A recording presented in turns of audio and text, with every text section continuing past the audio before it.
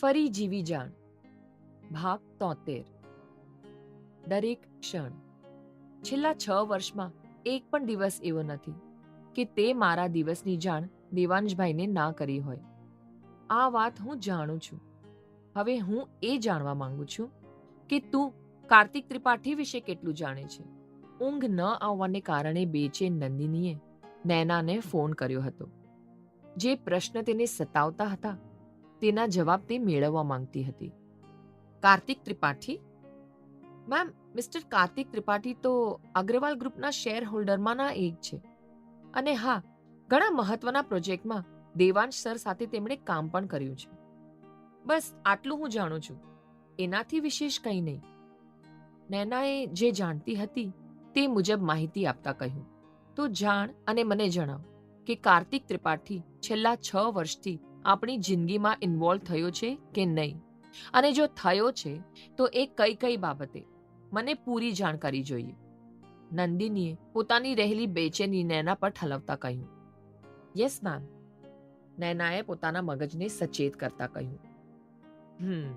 બધું સંભાળી લે છે ને તું? તારું પણ ધ્યાન રાખજે. પહેલી પ્રાયોરિટી હેલ્થ છે, રિમેમ્બર. નંદિનીએ શાંત પડતા નૈનાને કહ્યું. બધું બરાબર છે, તમે મારી કે અહીંની ચિંતા ના કરશો. નૈનાએ જવાબ આપ્યો. બસ હવે થોડા જ મહિના પછી હું ત્યાં પાછી આવી જઈશ. નંદિનીએ કહ્યું કે તરત નૈનાથી પૂછાઈ ગયું. મેમ, તમે ફરી અહીં પાછા આવશો? તમારો પરિવાર તો ત્યાં છે ને? છતાં નૈના, અહીંયા હું ઉલઝાઈ રહી છું. એવું લાગે છે કે મારી વાર્તાનો અંત જ નથી. નંદિની ફરી વિચારોમાં ઘેરાઈ ગઈ. સારું મેમ, તમે થાકેલા વર્તાવ છો. હવે સૂઈ જાઓ. ગુડ નાઇટ, નૈનાએ કહ્યું. નંદિનીએ પણ નૈનાને ગુડ નાઇટ કહ્યું. પણ નંદિની માટે તો આ રાત્રિ શુભ નહોતી વર્તાતી. તેને ફરી બધું છોડીને તેની બનાવેલી દુનિયામાં જવાનું મન થઈ આવ્યું. પણ બીજી તરફ તે બધી જ મૂંઝવણોનો હલ શોધીને સ્પષ્ટ બનીને જવા માંગતી હતી. નંદિની નવી સવાર સાથે ફરી કામમાં પરોવાઈ ગઈ. જરૂરી મીટિંગ પૂરી કરી નંદિની મીટિંગ રૂમમાંથી બહાર આવી. ત્યાં જ હિતેનભાઈ તેની રાહ સાથે કેબિનમાં જ બેઠા હતા. તમે અહીં? કંઈ કામ હતું? નંદિનીએ પોતાની કેબિનમાં પ્રવેશતા જ હિતેનભાઈને પૂછ્યું. કામ વિના તને મળવા ન આવી શકું? હિતેનભાઈએ કહ્યું કે નંદિની સંકોચાતા બોલી. અરે નહીં, આવી શકો ને, હું તો એમ જ. તારા મોઢેથી પપ્પા સાંભળવાનું મન થયું તો આવી ગયો, હિતેનભાઈએ કહ્યું.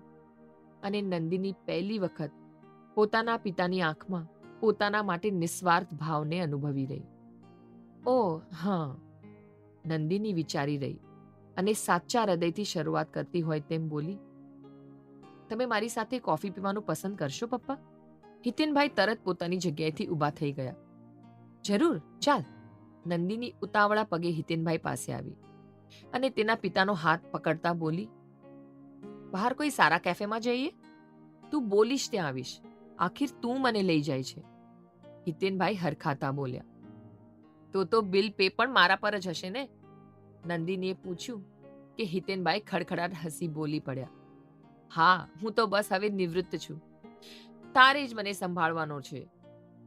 બાપ દીકરી વાતો સાથે ચાલી રહ્યા. કંપનીના અજાણ કર્મચારી બાપ દીકરીનો એ પ્રેમ જોઈ રહ્યા. જે સંબંધમાં કાલે કડવાટ હતી અને આજે થોડી મીઠાશ આવી હતી. પન્ના પર રહેલી એક માહિતીને ધ્યાનપૂર્વક વાંચ્યા બાદ નંદિનીને એકાએક થાક અનુભવા લાગ્યો. તે ફાઇલ બંધ કરી ઊભી રહી અને સ્ટડી રૂમમાંથી પોતાના રૂમ તરફ ડગ માંડતી નંદિનીનો ફોન રણક્યો. હા નૈના, બોલ. મેમ, જે કંપનીઓમાં આપણે ઇન્વેસ્ટ કર્યું છે તે બધી જ કંપની કાર્તિક ત્રિપાઠી સાથે પહેલા કામ કરી ચૂકી છે. આપણે પહેલાથી ક્યાંક ને ક્યાંક એ કંપની સાથે કોન્ટ્રાક્ટ સાઇન કરી ચૂક્યા છે. આપણી હોટેલના મેનેજર મિસ્ટર દિવ્યેશ ત્રિપાઠી પરિવાર જે અનાથાશ્રમ ચલાવે છે તે અનાથાશ્રમમાં મોટા થયા છે. આ વાત હું જાણતી હતી, પણ તમને લાસ્ટ ટાઈમ જણાવતા ભૂલી ગઈ. એ માટે હું માફી માંગુ છું. લાસ્ટ યર એડવોકેટ બત્રા, જેની પાસેથી આપણે લીગલ એડવાઇસ મેળવી હતી, એ ત્રિપાઠી કોર્પોરેશનના લોયર છે. નૈના કહી રહી હતી, પણ તેને ખામોશી વર્તાતા તે બોલી. Hello ma'am, are you there? Yes Naina, please continue. નંદિનીએ સ્વસ્થ થતા કહ્યું. નૈના જે માહિતી આપી રહી હતી તે નંદિનીના મગજ સુધી પહોંચીને ગોળ ગોળ ઘૂમી રહી હતી. કાર્તિક દરેક ક્ષણ દૂર હતો. શું સાચે તે દૂર હતો? માત્ર નંદિની માટે. બાકી એ તો દરેક ક્ષણ નંદિનીની ખબર સાથે જીવી રહ્યો હતો. મેમ, કાર્તિક ત્રિપાઠી સાથે તમારે શું સંબંધ છે? આઈ મીન, તેનો ઇન્ટેન્શન તમને હાર્મ પહોંચાડવાનો તો નથી ને? તે માણસ સિક્રેટલી તમારી ધ્યાન રાખતો હતો. તમને કારણ ખબર છે કે હું કોઈ એક્શન લઉં? નૈના પૂછી રહી. નહીં નૈના, તારે કંઈ કરવાની જરૂર નથી. હું જાણું છું એ માણસને. એક્શન તો હું લઈશ. નંદિનીએ ફોન કાપી નાખ્યો. પોતાને શાંત પાડવા તેણીએ એક ઊંડો શ્વાસ ભર્યો અને કાર્તિકને મેસેજ કર્યો. હું ડેટ પર આવવા તૈયાર છું. કાલે મળીએ. સમય અને સ્થળ હું તને કહીશ.